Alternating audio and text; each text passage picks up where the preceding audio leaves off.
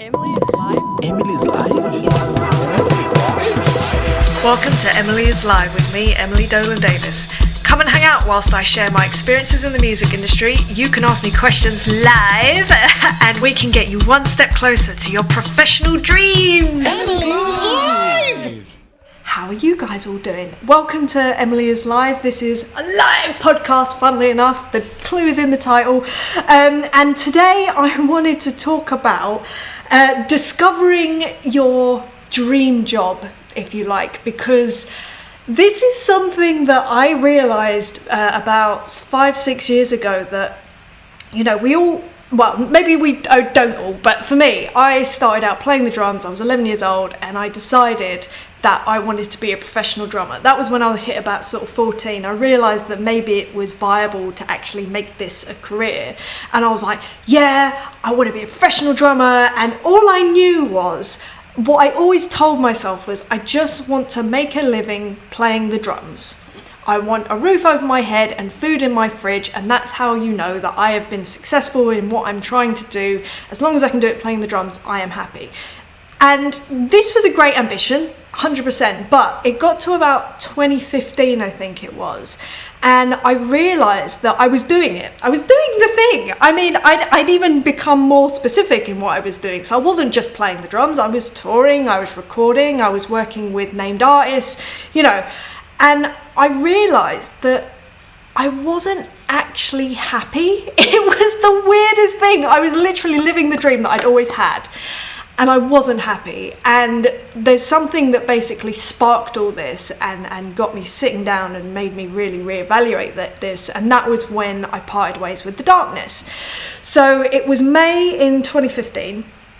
We decided to part ways. I was upset about it, but I knew that in the year that followed, essentially, the next 12 months, no one would call me for work. I knew that for a fact. And the reason was because people would think that I was still out working with them, and I just knew that the phone wouldn't be ringing because people would just assume I'm busy.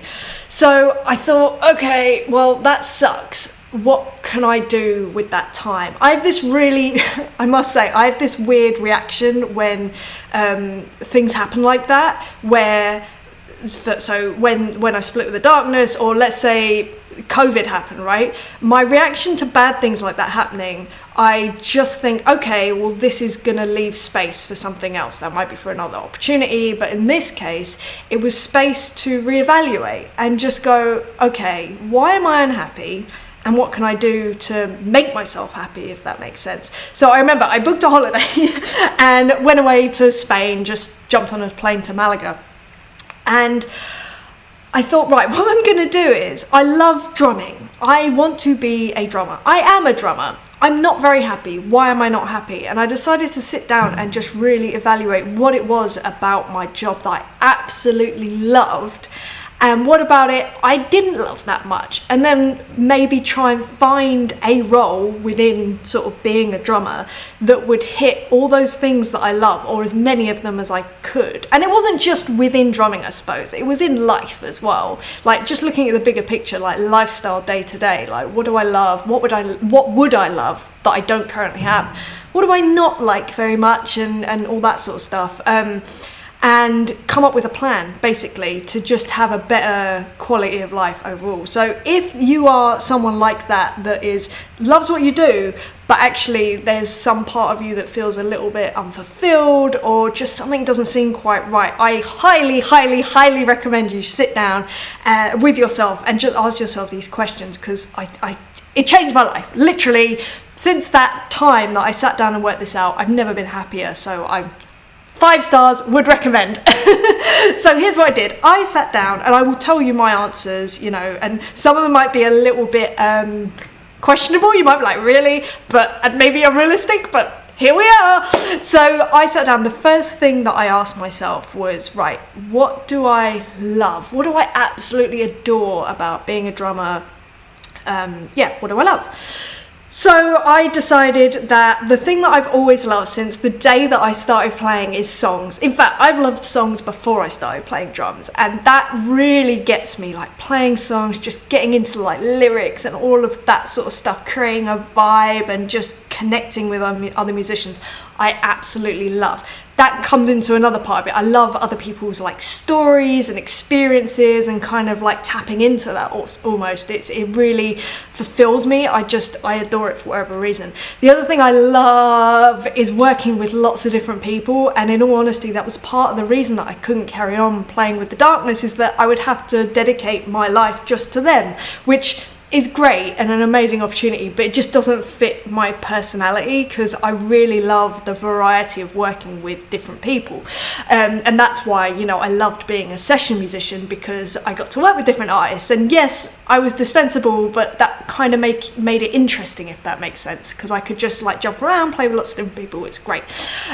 What else did I love? I loved traveling. That was like one of my favorite things, was getting to travel around and do all that. And then sort of like more in lifestyle, let's talk about not to do with drumming. I still love all of these things. I still love, I should say. I love having a routine. I am someone, although I love a lot of variety, I also really love having a routine and being able to like work. This is me being really sad. Like work out what's the most effective routine for my day, to do like exercise and make sure that I'm eating well, and then like working and being creative, because that's another thing. I loved being creative. I feel like I'm a problem solver, whether that's like people asking me for advice, or, you know, if I can't do something, then I love working out how to do it. Often I am, you know, very frustrated when I can't work it out, and I even had an instance of that yesterday that really annoyed me, but I generally just love that feeling of overcoming a problem or something that I don't know how to do, but I want to do. So those were kind of the things that I decided, or at least some of them. I've actually written a list, I would say, that I probably will reference in a minute, just in case I've forgotten any really important ones, but that's just an idea of some of the things that I loved about being a drummer, generally in life, things that I love. And, you know, why did I love these things? Well, let's be honest. I'm a bit of a control freak, so I do like to be in control of things. That's why I like routines and things like that. And I just love connecting with people. I kind of think that is the baseline of why I love playing the drums, whether that's musically, whether that's personally having a conversation, whether it's doing something like this, talking to you guys. So those were kind of the things that I decided, right, I really love those things. And I thought, well, it's probably a good idea to recognize the things that I'm not enjoying that much, so that I can minimize those things. So things like, this is going to sound crazy because it's such an integral part of being a musician, I really don't enjoy rehearsals, and I'm saying it, I don't enjoy rehearsals. The reason I think I touched on this last week, I really can't stand being in the same room for days on end playing the same songs over and over and over again, when I often come to rehearsals like completely rehearsed myself, like I'm ready to go, and it frustrates me if I'm in a room, especially with other people that don't hold those same standards. So that's the other thing, getting frustrated with people that, like I say, don't hold those same standards. Also, when people are rude to each other or other people, if they're rude to me, I'm not that bothered, but seeing that kind of irks me a little bit as well, so that's not ideal. Also, not having, say you're on tour, not having your own space. If it's a tour bus tour, for instance, I'd struggle with that sometimes. Not all the time, sometimes I love it, but I do like the option of having my own space. So, you know, maybe not that. Also, things like exhaustion on tour. Being on tour is exhausting. And the biggest one, I think, for me is I really was not happy with the fact that I was basing a lot of my value as a musician, as a person, on whether the phone was ringing. And I can tell you that is one of the greatest ways to completely destroy any self-esteem, because to link something so important as self-esteem to whether, you know, to an external factor, to whether someone is calling you, I didn't realise I kind of realised at the time. I hadn't realised for 10, 15 years before that, it's so destructive. So I think that in that moment, I realised that I really needed to, again, control freak, had to take control of what I considered to be success, and also whether I was being successful, if that makes sense. So I thought, right, whatever I kind of decide I need to do, I need to be in control of it. So what I then did was I sat down and I brainstormed some ideas of ways that I could hit the things that I really loved about playing the drums, and then minimize the things that I didn't enjoy about playing the drums. And I say playing the drums, but what I mean is sort of that wider scope of being a professional drummer, being a session musician, you know, what my job at that moment entailed. And essentially that was touring, that was doing covers gigs, functions gigs, and a little bit of recording. That was my experience at the time. But I thought, right, let's see what else I can do that can utilize all these things in the right way, and I can use them in my favor. So I sat down and I came up with a couple of ideas. So the first one for me was to put on my own show, which probably seems pretty crazy, and I think it probably was. But side note, I did this. The reason that I thought it would be a good idea, I was completely in control creatively, and you know, it was a creative outlet, and I thought that could be really interesting, that could be really fun. Also, it meant that long term, because I think big, you know what I mean? I don't just think about the immediate. Long term, you know, it could lead to touring, it could lead to seeing the world, it could lead to meeting lots of new people and really interesting scenarios. And I went down this path, and I did create a show, a one-woman show. I say it's a one-woman show. It was me and my husband, and he was my fiance at the time. We created this show called Feathers and Cogs. One-woman show, just me on stage with my drums, with a bunch of visuals, music, a bunch of crazy technology. Basically, the whole premise for the show and the creative side of it, my mad brain, was me finding things that I thought, oh, I'd never seen that done on stage before. Well, then I guess I should do it. That was pretty much my reasoning behind everything that happened on that show. And it was great fun. It was a really great experience. It took about 6 months to put together. But it essentially, at the end of it, I was exhausted. Like, emotionally, I was wrecked. I still feel wrecked from that show, and people still ask me if I will do another one. But it took so much out of me that I'm not sure. Basically, I knew that's probably not a sustainable thing for me to do, for it to take so much out of me. And although I really enjoyed it, actually, the thing that I realised, again, I took it as my number one thing. I love playing other people's songs. I love connecting to other people's stories. That wide, you know how they say reading fiction, or what is it? It's something about traveling, or I don't know, widening horizons. Basically, the best way to time travel or to travel is by reading fiction. I feel the same way about playing songs, playing music. I feel like you connect into someone's story and you get a viewpoint that you wouldn't usually have. And I realised that was really, really important to me. So when I sat down with myself again, after this show, realising that maybe that wasn't the correct thing to do, and this would have been the beginning of 2016, I decided that although this was crazy at the time, I thought, you know what? Something that really would work for me is starting a remote recording business. I'd seen a couple of people were doing it, so it was definitely viable because they seemed to be, you know, doing a good job with it. There was some slight issues though, in that I had no recording gear, and I also had no knowledge of how to record professionally in that kind of capacity. I'd been into recording studios, but purely as a drummer, certainly not as an engineer. Didn't have the information, and I was like, okay, that's a bit of an obstacle, but the pull of the things that I would get from doing this, again, long term, I could see in my mind's eye the fact that if this all went to plan and I learnt these things, you know, the things that you can learn, so it's not like it's either yes or no, you have them or you don't, you can learn them. So it's like, okay, that's an obstacle, but we can get around that, or we can get over those hurdles.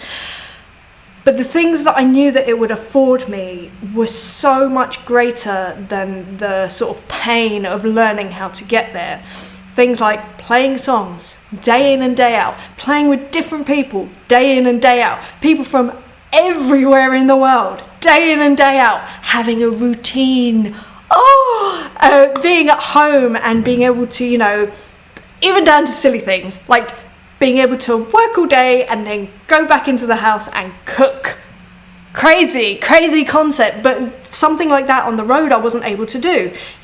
You'd be playing a gig, you'd be doing sound checks. I'd never be able to cook, or very, very rarely, and that was a really frustrating thing for me. Equally, would never have to do rehearsals. Amazing. Working to my own schedule. I didn't need to, have anyone else in the room. It was just me. I can work in the weird and wacky ways that I love to work. And I could be in solitude. I could do it just quietly with a lot of peace rather than having to be, sociable. I like being sociable, I do. But if I have the choice, I'd rather have the choice, if that makes sense, to be sociable versus, if I want to have a quiet day and just get on and do my thing. I like that too. I like having the option, and the variety of everything, and all of this combined was just so amazing. The other thing is, I didn't need to commit to just this one thing. It still meant that I could go and do touring as well and pick up tours as and when I wanted. If the phone was ringing, I could say yes or no, but it wasn't my be all and end all. And so I think that this moment of kind of just asking myself what I loved about what I did, what I didn't love about what I did, and then just brainstorming an idea literally changed my life. And I just had to share it with you because it was such a pivotal moment for me, and I've never been happier. I'm not saying there aren't still struggles, there are, and like I say, even just the initial struggle of learning how equipment worked in a studio, and then there was the running the business side, whole nother thing. But ultimately it's just given me such a richer experience of my life, and I'm not saying that that's going to be the solution for you necessarily, but maybe think about the things that you really love. Maybe for instance, another thing that I'm not a big fan of is kind of going and doing gigs and having really late nights, like getting back at 4 a.m. I love the gig, but having to drive home and getting back at 4 a.m, didn't enjoy that, or very rarely. Sometimes I did, very occasionally, but now it is very occasionally because it supplements all this other stuff that's going on. Maybe for you, giving back is really important, so maybe something like teaching is the way forward because you just want to give to the community and you want to be able to help people on their journey. That's an amazing thing. Or even starting a podcast about something. Maybe you're really passionate about drums and down to the minute details, like the bearing edges and the different lugs that you can get. It's all stuff that I don't have a huge amount of knowledge on, but if you're super into that, it's your thing, you're obsessed, why not start a podcast on that? That could be a fun thing to do.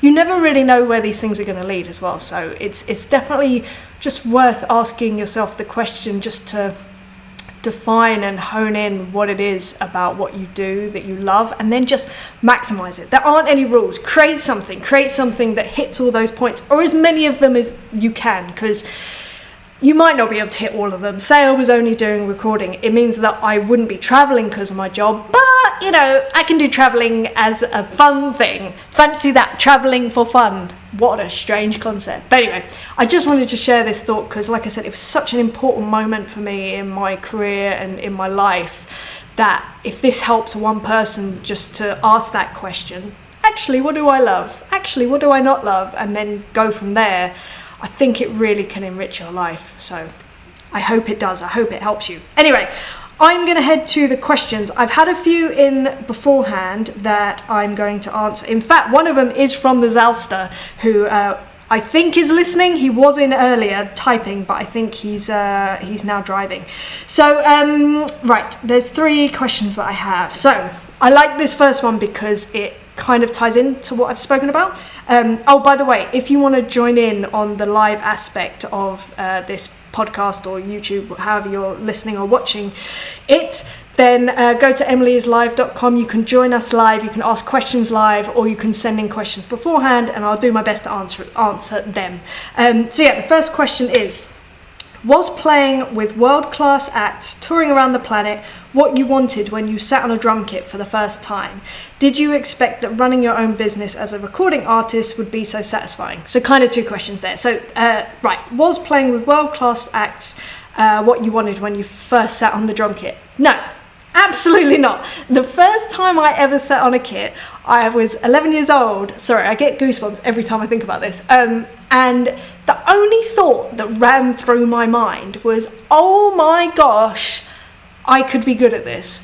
I sat down and I understood it. I couldn't properly play, but there was something in me. It was like, I often say it's like Neo in the Matrix seeing the code, but it's like I found a part of me that I didn't even know existed.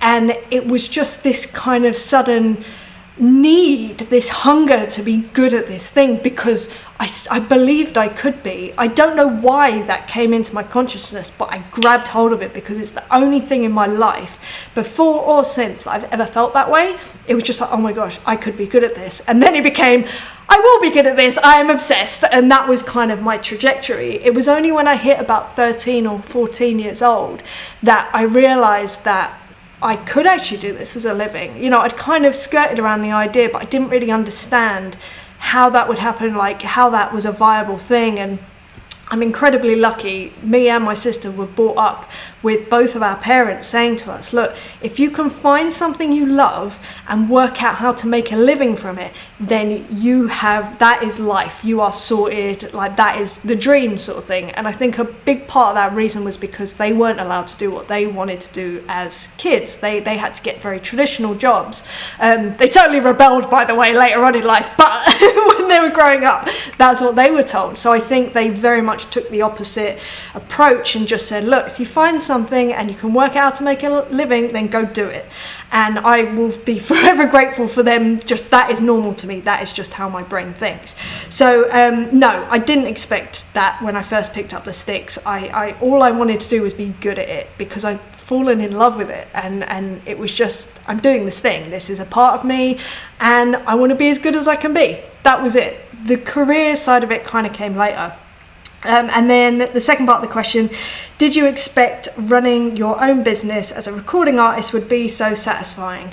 Did I think it would? Well, when I first thought this up through asking these questions, I sort of did think it would be, I think it was an ideal. It was kind of like, that would be really cool if that happened. And it wasn't like, I didn't want to set myself up to be disappointed in case it didn't work out as well as I hoped it would, if that makes sense. But I thought it would be fun. But in all honesty, I think the biggest obstacle in front of me was the fact that I didn't have the knowledge of how to run a business and how the actual inner workings of a recording studio worked. So I think that was so far in front of my face that I didn't dare think much past that, if that makes sense. Now I'm here though, it's unbelievable to me, the feeling that I get, the satisfaction that I get, just the joy that I get through working in my studio. As anyone knows that's been following me for the last couple of months or so, my new studio is currently being built, so I've not been able to record for like 2 or 3 months, and it's killing me. But when I get in there, oh my gosh, it's gonna be so amazing again, and I can't wait to get back in there.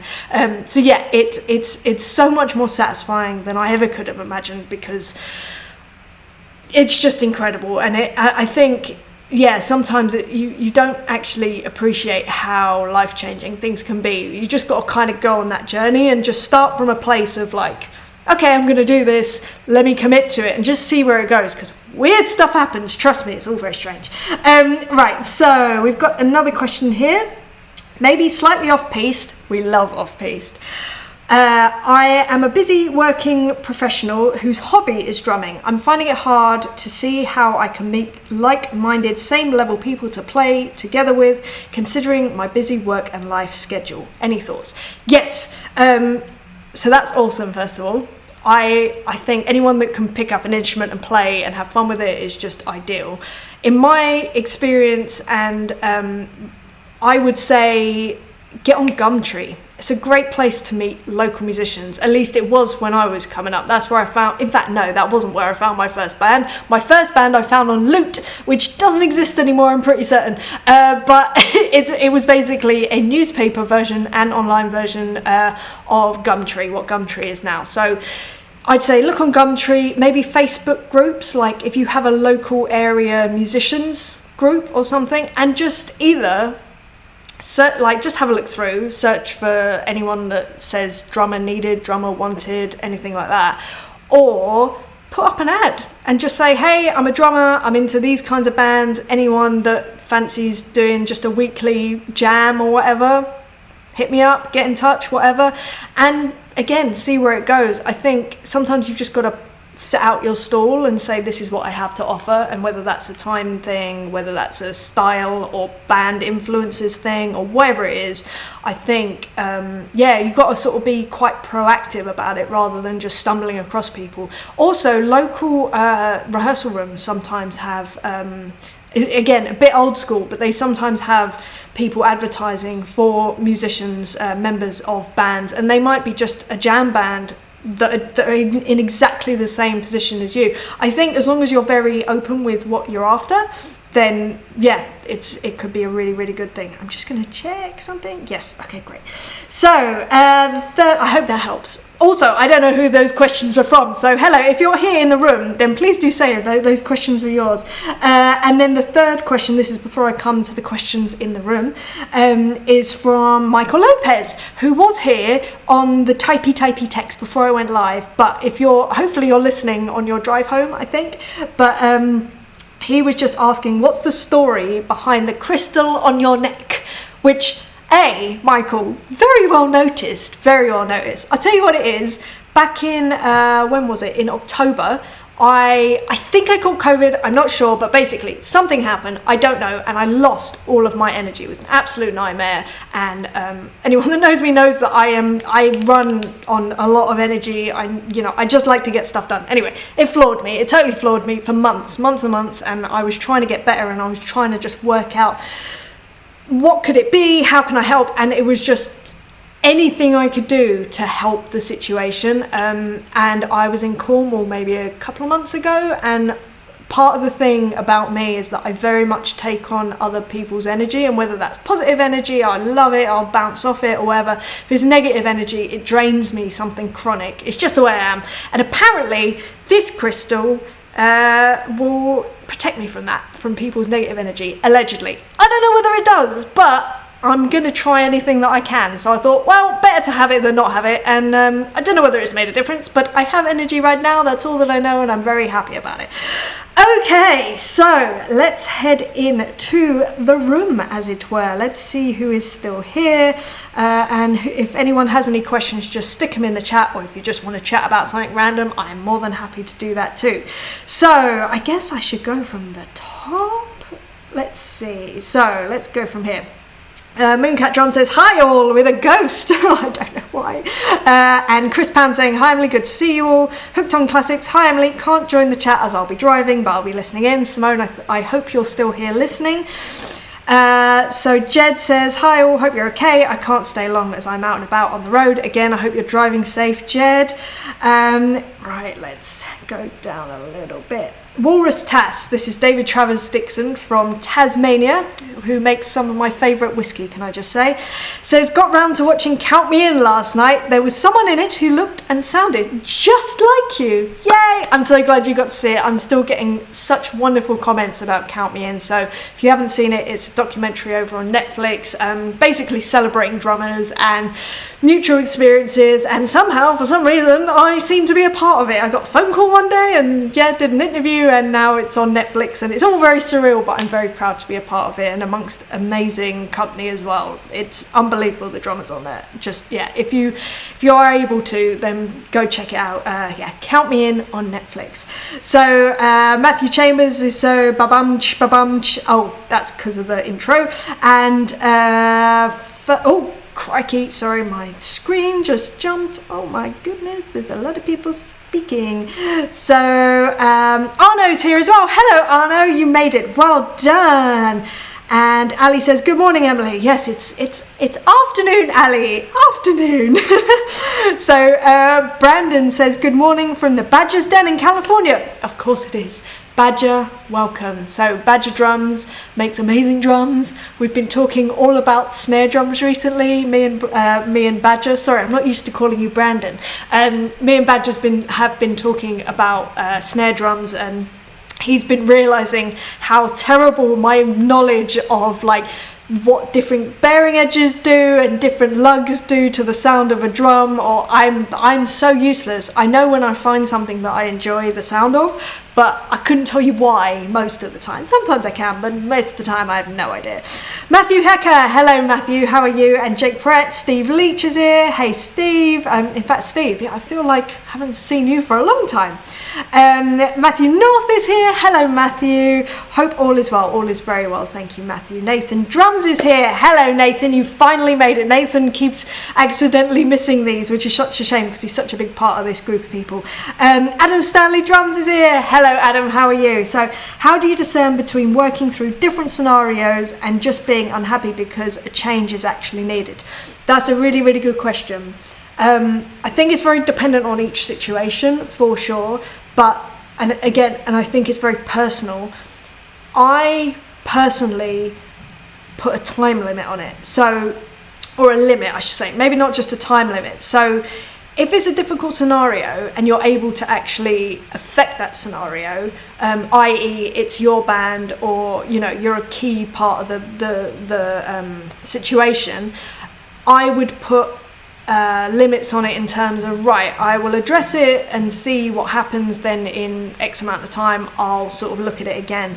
If it's something where you're a hired gun essentially, session musician, or I don't know, even if it's working with a client within the studio, I will again put a time limit on it and just say, if I don't feel better about this in 6 months time, then maybe I should just knock it on the head. Because for me, I balance up the cost of my happiness, my energy, the effort that I put in, and at the end of the day, I don't want to be, and I've had this where I'm on stage performing and I feel resentful towards the artist that I'm working with, and it's the worst feeling. I remember even once, and this was very early days, and I will never say who this is, I was on stage and I was so resentful that I wanted to play badly.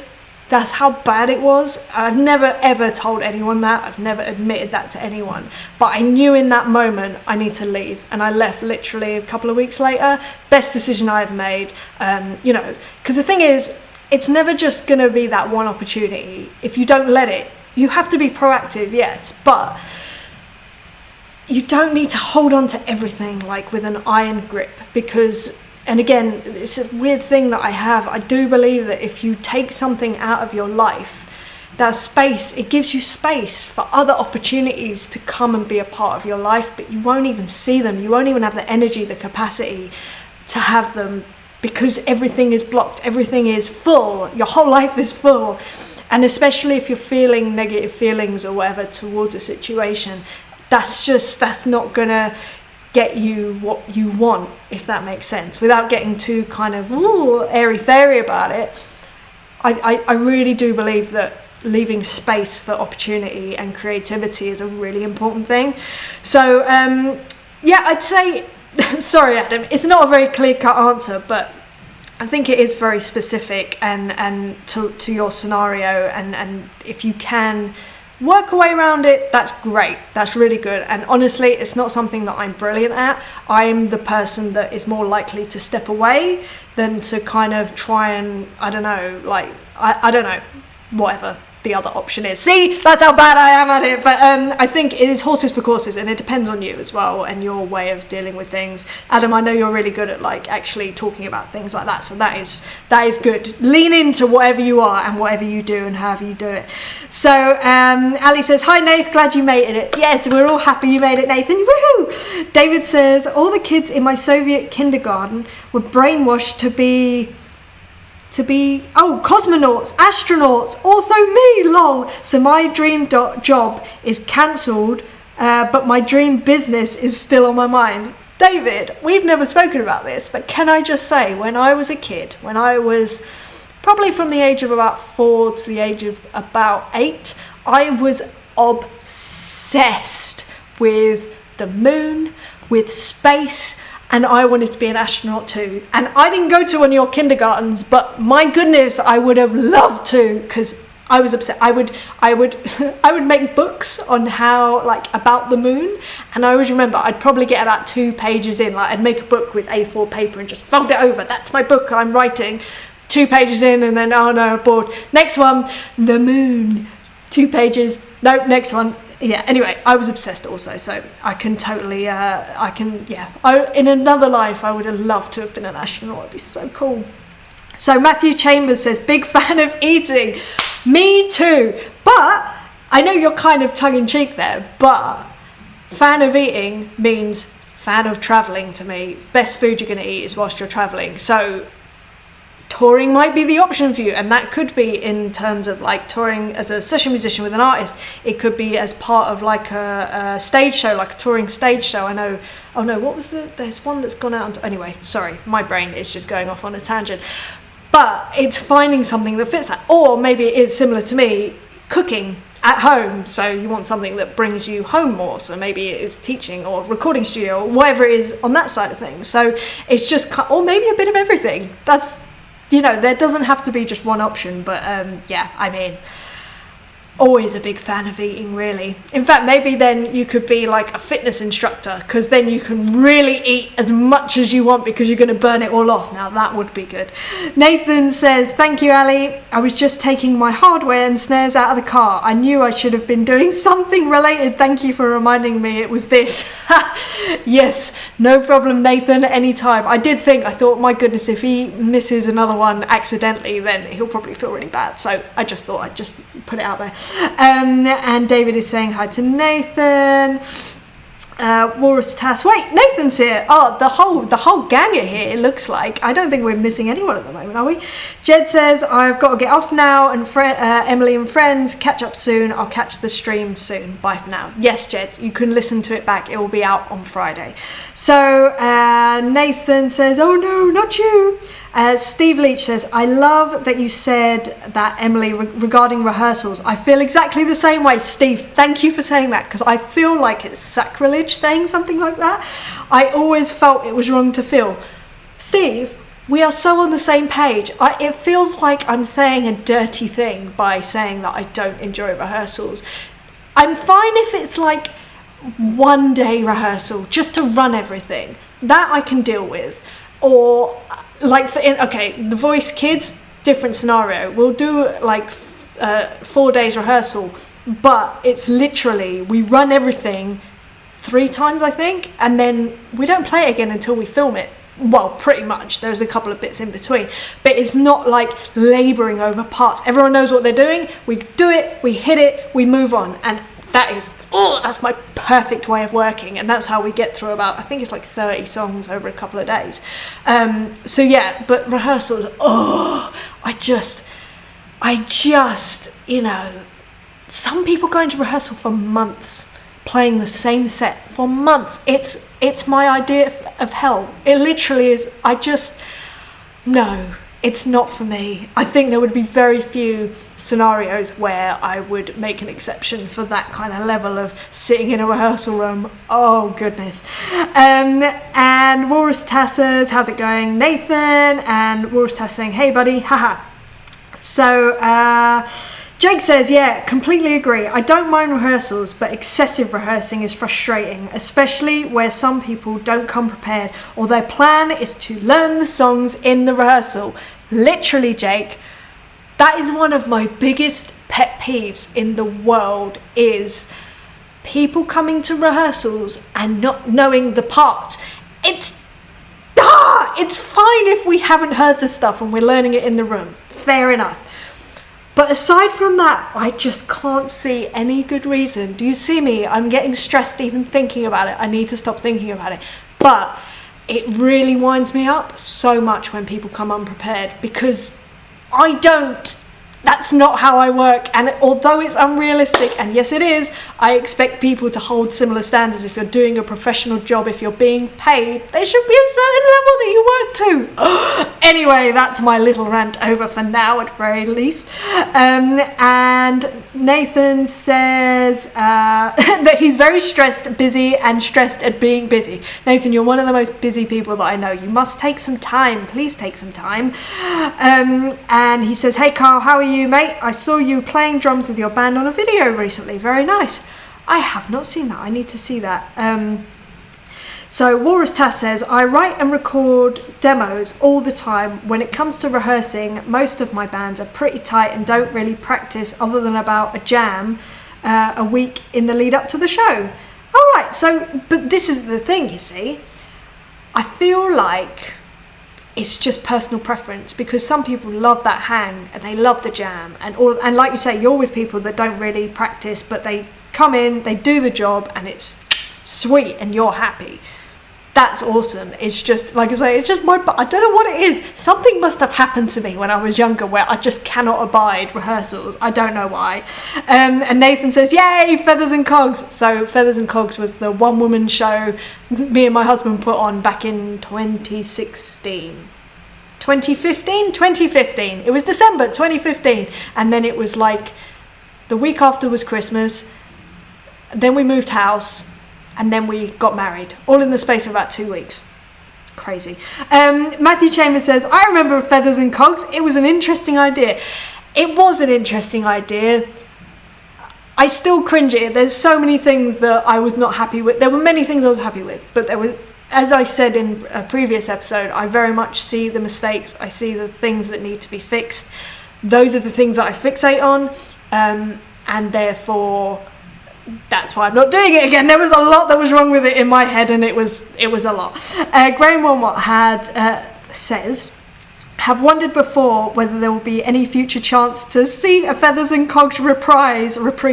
Sounds unlikely. I mean, you may see something that is a version of Feathers and Cogs, but it probably won't ever be called that again. Maybe, I don't know. Maybe in the future, but it definitely will take on a very different form. But it's like anything. It's even like things like this podcast, for instance. This started out, the very, very first incarnation of this was, I used to make really short, and I can't even remember what platform this was on. It may have been YouTube, it may have even been a different one before that. Very, very short question and answer videos that were so, I was so embarrassed and self-aware about the fact that I would often be like,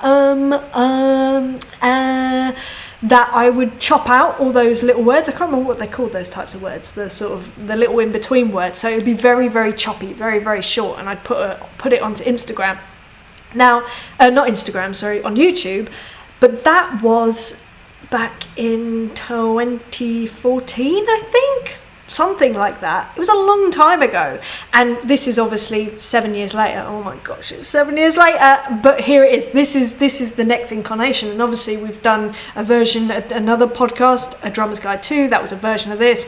The live streams was a whole thing for the last couple of years. So everything is sort of a stepping stone to something else to me. Like it's an evolution. It's a constant evolution. Same with Drum Stem Club. So if anyone doesn't know, I run this this club called the Drum Stem Club, or the Drum Stem Club, just Drum Stem Club, and it is free drum multi-tracks. That started out as drum loops that I made with MIDI, because I didn't have a studio, but I wanted to put something out there, and it was called Edge Loops.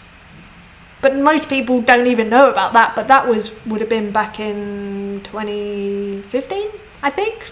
I'm not even sure, but that's the point. I think everything, if you build upon things, then interesting things happen. It's very good. Ali says, is there a video of Feathers and Cogs? There is, but it wasn't shot very well.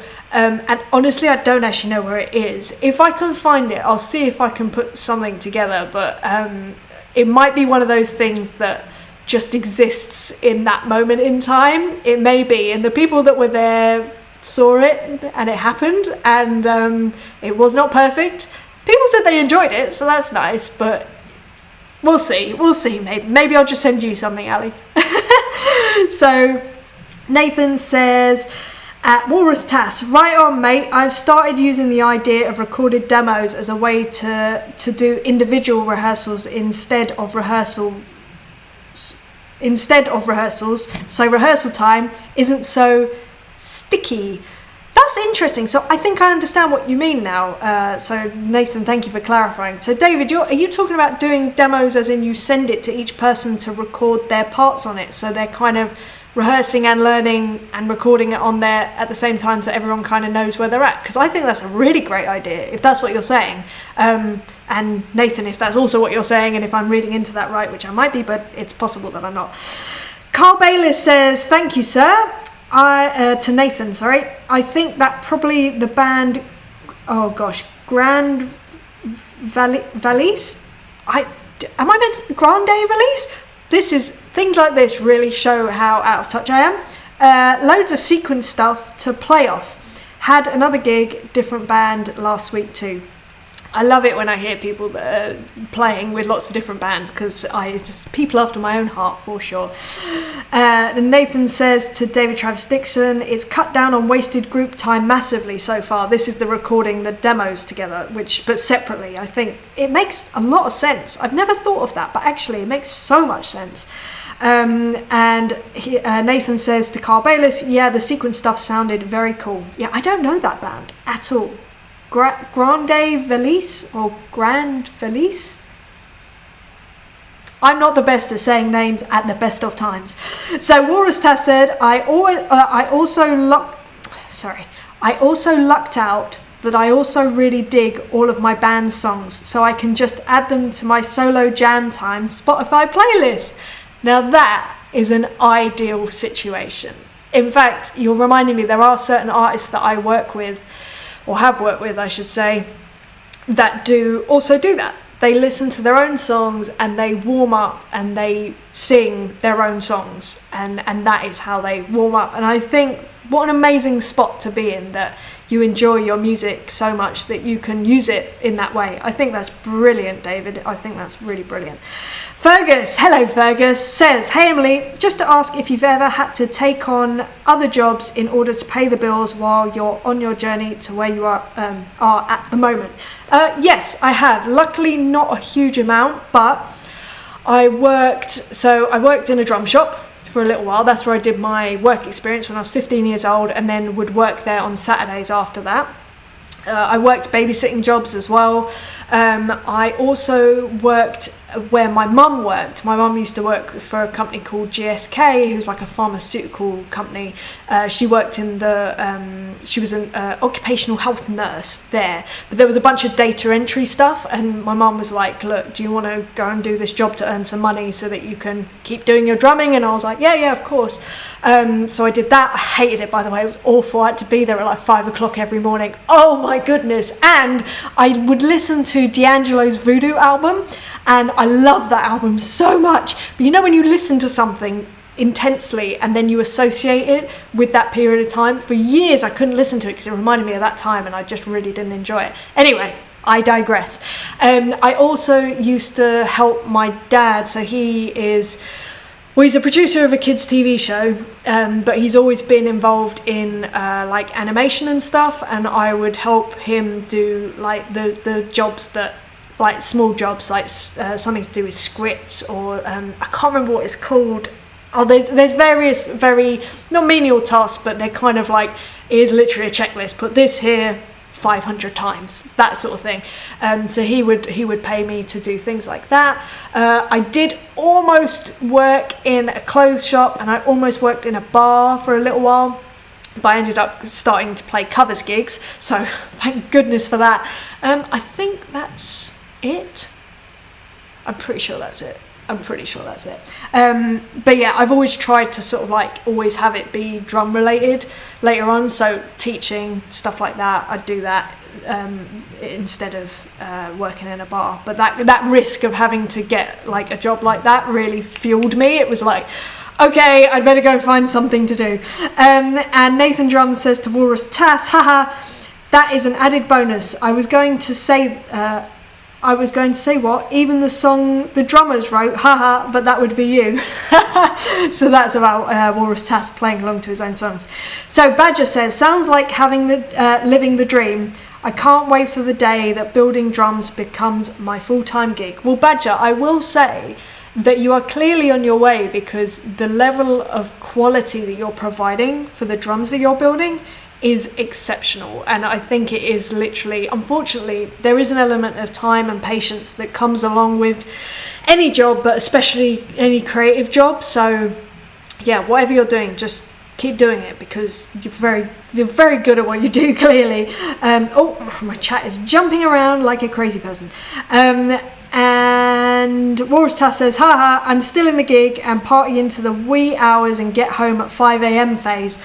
Dude, it wasn't long ago I was in exactly the same phase, and occasionally I still am in that phase, although partying into the wee hours, I was never part of that phase. I am so boring. Anyone that works with me know I am so un-rock and roll. I am so the first person to bed if I can be. I might have a drink after the show, maybe two, maybe, but that is kind of my limit for various reasons that I won't go into, which I know sounds strange because I love going into random tangents, but not for today. Nathan says, McDonald's and Starbucks enjoy that I drive home at 4 a.m. most nights, haha.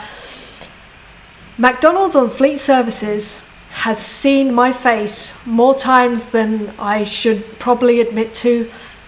It's important. I remember someone telling me that you can't fall asleep if you're eating, although my husband would probably disagree with that. He was in the Marines, they were tired all the time because they were crazy. But anyway, apparently you can't fall asleep when you eat. This is what I got told, so I decided, okay, well then I just better eat all the way home on long drives home. Not great for the old waistline. Fergus says, so inspiring to hear all of your stories.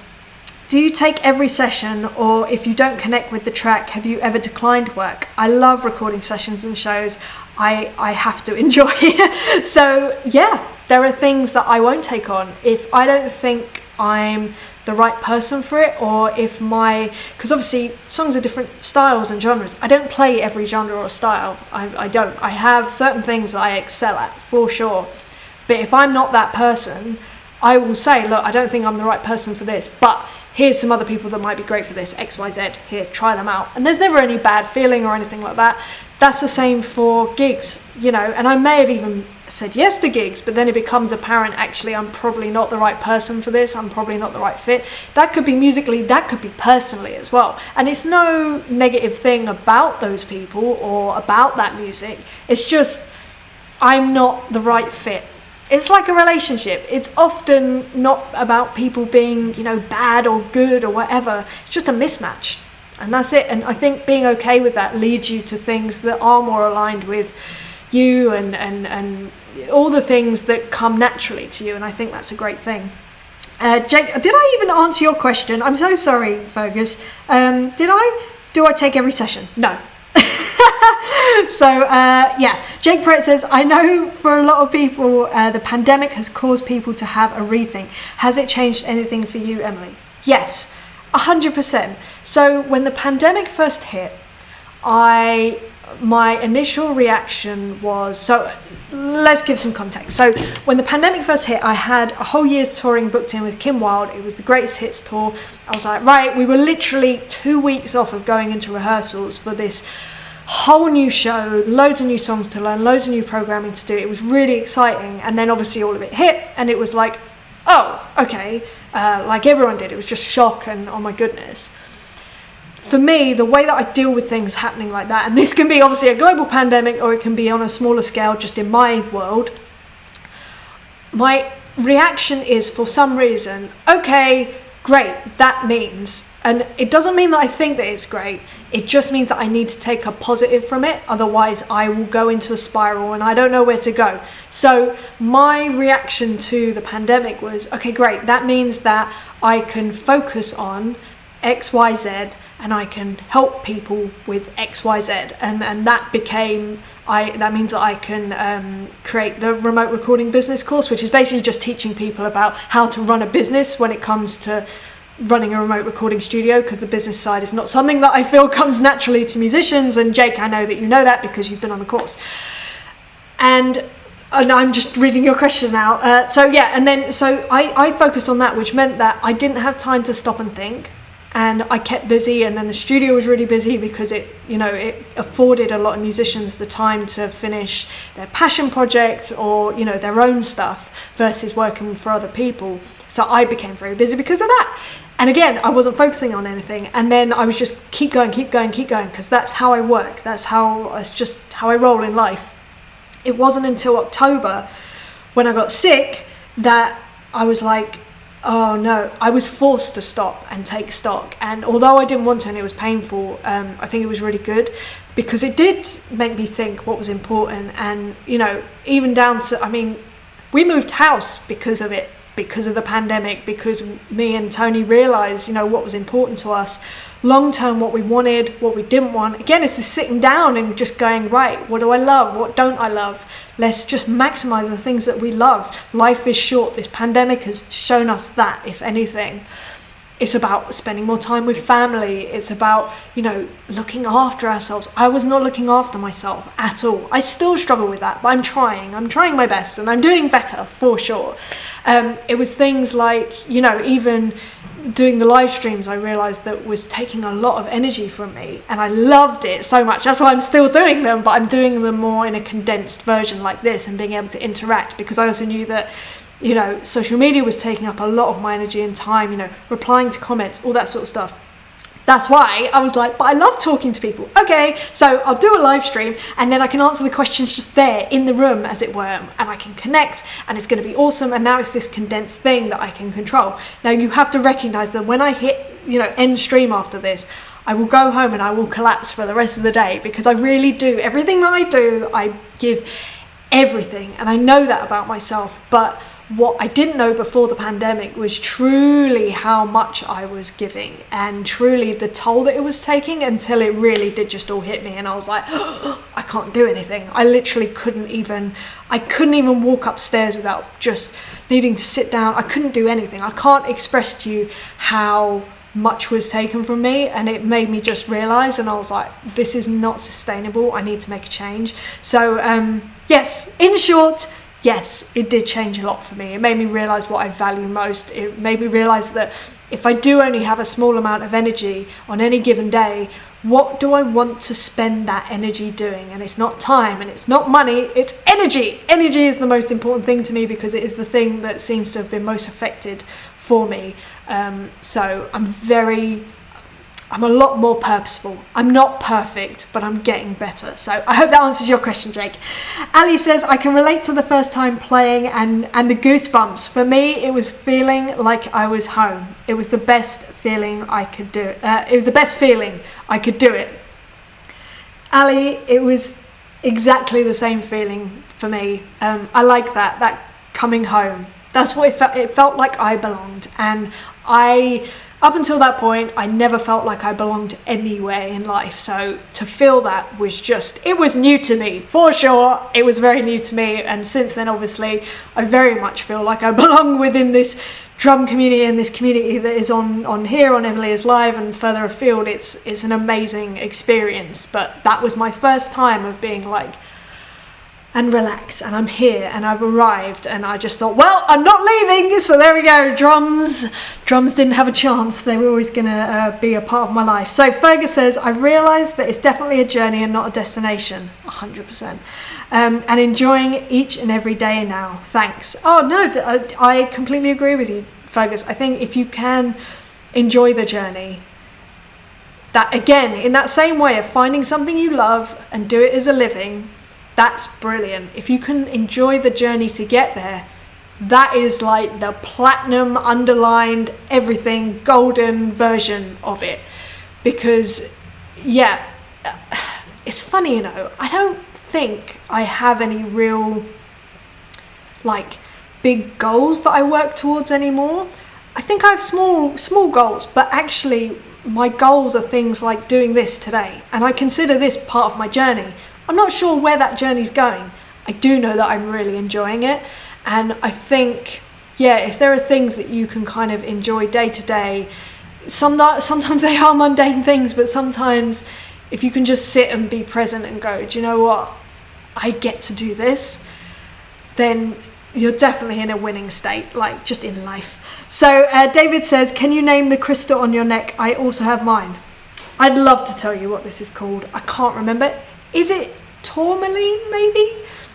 It's a black crystal. This one is quartz on the top, but yeah, I don't know what this is, and I'm not sure that you can see it that well, but yeah, I like it. I don't know, I just like it. It looks quite nice. Arno says, still no Count Me In available in the Netherlands, but I'll keep waiting patiently until it is. I'm so sorry for anyone that is trying to watch Count Me In, and I know that's the Netherlands, Brazil and Japan for sure, but I don't know, I'm sure there are others. It's not currently on Netflix. I'm just hoping that it will be soon, and I need to work out if there are any hard copies. I'm sure that they'll put it on sale somewhere, so I hope. I mean, things are so different now, so I don't know, but I will endeavour to find out. The second that I know that it's available for purchase or whatever, I will be letting everyone know, so don't worry about that. Walrus Tass says, try getting a VPN, Arno. Oh yeah, that is actually a good shout. Then you can access Netflix and other sites as if from another country. Also, your data and usage is more secure. I think, Walrus Tass, 100%, I'm loving what you're saying. I have a feeling that Netflix has really, really clamped down on VPNs and recognising it and not allowing it. Another thing you can do is travel to a country that does have it. So just come to the UK, just so you can come and watch it, and then you can fly back. No, I'm joking, don't do that. But yeah, anyway, sorry, I'm being silly. Matthew Chambers, hey Emily, I've seen you playing electronic kits on some photos. How do you feel about them? I've converted a Pearl kit and it's great for small venues, but it just doesn't have that acoustic soul. I think electronic kits are really, really useful for specific scenarios. If I had my way all the time, which I definitely don't, I would always be playing acoustic kits. It's what I learned on, I'm essentially a rock, pop, blues drummer. Like, that is where my heart lies. But when you're playing with artists that use a lot of samples, it's such a great way to be able to play the song rather than playing along to the samples, if that makes sense. Because then you still have that element of the live thing, energy or whatever, but with the samples as well. And yeah, so I think there's definitely a time and a place for it. It's horses for courses, I'd say. And it's great actually on the Kim gig, because I do have an acoustic kit with electronics, so I literally have the best of both worlds, which is really fun. But yeah, I mean, I always love playing an acoustic kit. I think the picture you might be talking about actually is when I was playing with Tom Bailey, with the Thompson from the Thompson Twins. That was a fully electronic setup. Oh, and Howard Jones, that was a fully electronic setup as well.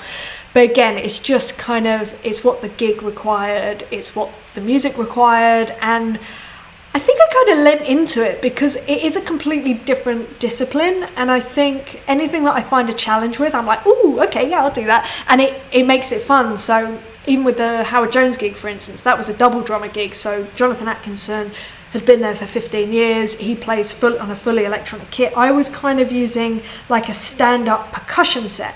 So what that meant was not only the parts kind of were like, yeah, okay, I can do that. I already know how to do that. I know how to program this thing. But then it became about the performance, which was a bit of a challenge. And that was awesome. So it's just my focus shifts to what the gig requires. And sometimes it's not playing related and it's not gear related. So yeah, I think if you can find fun in everything that you do, then that'd be super cool. So for instance, if you're playing what were you saying? So you're playing small venues, yeah, so nightmare with the limiter. We've all been there for sure. Nothing worse than seeing that limiter on the wall there. But if I was doing that in your shoes, I would, to make it fun for myself, I would start programming different kits for the different songs. So not all of them, obviously, if it's a rock song or whatever, just a generic kit as it would be. But if it were like a Prince song, for instance, maybe get a few like samples that you would sort of chuck in there just because you can, because it affords you that opportunity. Why not take advantage of it? And it can be just literally on one song, or it could be on 2 or 3 or 4 or 5, or who knows. But yeah, if it's appropriate. Obviously it might not be appropriate, but that's how I would deal with that, just to keep it interesting for myself, if that makes sense. So Arno Paul says, Walrus Tass, thanks for the advice, knowing nearly nothing about technology, but I'm going to try or call some friends to fix this. Yes, friends to fix things is always a good thing.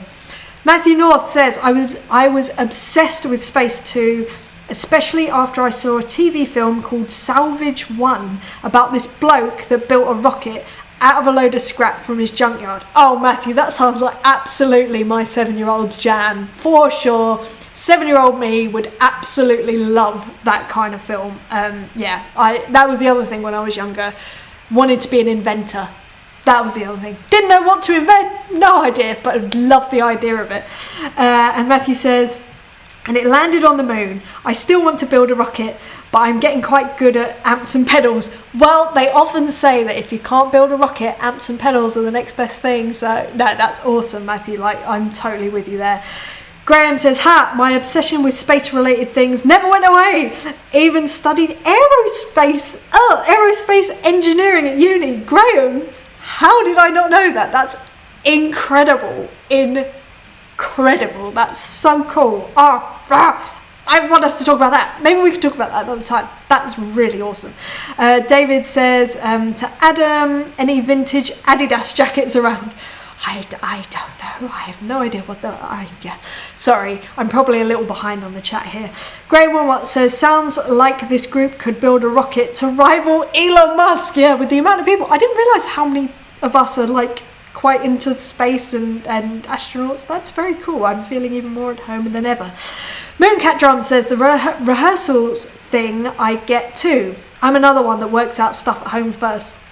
Mooncat Drums, I don't know, but I have an inkling that this might be a drummer thing. And my theory, and I'm just thinking this up now, why that might be. Could it be because we play such a loud instrument, it's very hard to discreetly learn parts? So we better do it before we get there. That's my theory. Okay, we'll see. I might be completely wrong about that. Fergus says, homework at home has always been my work ethic, but I hate sitting through other musicians learning their parts. The magic is lost for me. Dude, totally the same. It's just, it's so dull. Craig Westwood is here. Hello, bonjour from France. Craig, it's been forever. How are you? How are the balloons? Craig Westwood is a loony, which means that he does hot air ballooning, which is so cool, and moved to France recently. Well, it's probably a year and a half ago now, is it? I'm not sure. New studio on the way, Craig. Please write some more songs so that we can work together again. Craig's an amazing musician, great guitarist. Go check him out. Go check out his music. A lot of the people from the live streams will know Craig already because we did a lot of live streaming, me recording his songs. Awesome. Charlotte says, I think this explains why a lot of bands don't repeat books at their... I think this explains why a lot of bands don't repeat book at the studios. It's always new people because they're just rehearsing for one gig at a time. Yeah, I mean, you're probably right. I don't know. I'm saying that as if I've ever run a studio. I have no idea. I am that person that is just there like once, hello, and then off I go. Richard G is here. Hello, Richard. How are you? Someone turning up not knowing their parts is a big trigger for me. Oh man, do you know what? I was really scared to admit about the rehearsals thing, but I feel like I'm in a room of like-minded people and it's making me happy. By the way, if you don't agree, please say, always say, I won't be offended or anything like that. So always say if you think different because yeah, it's all good. Ali says, same here. I got so frustrated with one particular band member who used rehearsals to learn. Ali, we all have those people. I'm picturing someone in my mind's eye right now. Same reaction. Richard G says, I don't mind helping people figure out structures and all that, but they just haven't got, but if they haven't got the song learned at all, mate. Dude, Richard, cut from the same cloth. Structures, fine. I don't mind that. Absolutely. Parts. Know your parts. Please know your parts. David Frontman says, Feathers and Cogs, I've got plans on the logo if you don't mind. Go for it. Go and use it. That's a logo that I sketched randomly. I don't even know when. And in fact, I think I sent you one. Didn't I send you a copy of it? I can't remember. Nathan says, yeah, so everyone learns and records their parts. Oh, this is this demoing style of practicing where you take a song and each person from the band records their part, like individually at home. I think this is genius. I can't believe I've never thought about this. Or yeah, so this is what Nathan says. Yes, so everyone learns and records their parts and can practice them in their own time, not everyone else's, with the rest of the track, i.e. the other musicians, without everyone having to meet up. I love this idea. I love it. I love it. I want to implement it. I'm wondering if I can do it with the Kim Wilde lot. I don't think so. In fairness, everyone's pretty good at learning their parts in that band. But I think that's brilliant. What a great way to rehearse, especially during these COVID times. I'm sure that was so useful, like just working songs. Oh, I love it. It's so good. So David Frontman says, I think rehearsing by VR is on its way. I agree. I think there's a lot of things on its way for VR, like especially when it comes to like sports performance. I think it's such an interesting time that is about to happen of like elite sports people just going to the next level because of like practicing things in your mind, and I think it's very exciting. I'm very excited. Fergus says, thanks Emily. As great Emily, as I thought my attitude, that attitude was holding me back. Goodness, I can't speak. Yeah, no problem. Anytime. Anything. I hope me just chatting on like this does help you, because otherwise it's just me just chatting on, isn't it? Walrus Tass says, every time I hear someone say everything I do, my brain jumps straight to Bryan Adams. Brilliant. I have things like that. Certain things trigger me to song just in my head, mostly that I sing out loud. But anyway, Nathan Drums says, Walrus Tass, I know that's true. Walrus Tass says, glad it's not just me. And Arno says, be careful what you're saying to me. It's just a 1 hour flight. I'll get some stroopwafels and I'm on my way. This is about Arno being in the Netherlands and not being able to watch Count Me In over there. Don't jump on a plane just yet, Arno. Let's see if we can work out another situation. Adam Stanley Drums says to David Frontman, I am always on the lookout. I justify the spend by how cool I know I'll look. I guess I'm going for the Damon Albarn meets 90s thrash metal kid. I think we're talking about Adidas jackets, but I don't know where this conversation has emanated from, so I apologise if I'm missing the point here, but you know me, I'm just on my little ramble. So David Frontman says, tourmaline, by the way, I don't even know if that's how you say it, this is the stone that's around my neck. I have tourmaline bracelet. I'm using it rarely on the potential dangerous situation for my energy. Very strong protection as an armour. See, I don't know about this crystal thing, and I don't know whether it works, but all I know is that if it's going to help, I will try it. I will try most things if I think that it might help, especially my energy levels at the moment. So there we go. Craig Westwood says, yes, still a loony balloony, working on some new tracks. Well, that's exciting. And my own home studio is nearly done. Yes! Looking forward to seeing your new setup and recording some more tracks. Me too, Craig. Always lovely seeing you. Right, and on that note, can't believe it's been like an hour and 15. That's crazy. Thank you so much for being here. If anyone is listening back or watching back on YouTube and you want to be part of this live conversation, head to emilyislive.com and all you got to do is sign up. It means that you will get a watch link on the day that I go live and we can chat. Equally, you can just sit there and say nothing, but I always love seeing people and saying hello and all that good stuff. So I hope you've enjoyed this episode. Please subscribe, follow, share, all that stuff. And I will be back next week with another subject. We can chat some more. And yeah, enjoy the rest of your week. All right, guys, lots of love to you. See you later. Bye. And Emily is love. Ooh, yeah. Emily is love.